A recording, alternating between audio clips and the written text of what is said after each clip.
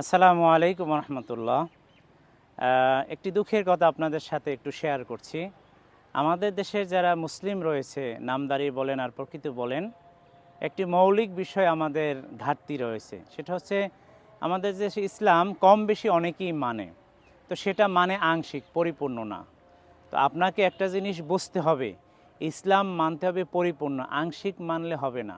আপনি যদি ইসলামকে সব ক্ষেত্রে না মানেন, সুনির্দিষ্ট কিছু জায়গায় শুধুমাত্র মানেন, তাহলে আল্লাহ রাব্বুল আলামিন এটাকে অ্যাকসেপ্ট করবেন না। বিদায় যেই সমস্ত নামদারি ইমানদার রয়েছে, মোমেন রয়েছে, কিছু মানে কিছু মানে না, এদেরকে আল্লাহ তাআলা বলেন উদখুলু ফিস-সিলমি কাফা, পরিপূর্ণভাবে ইসলামের মধ্যে দাখিল হয়ে যাও।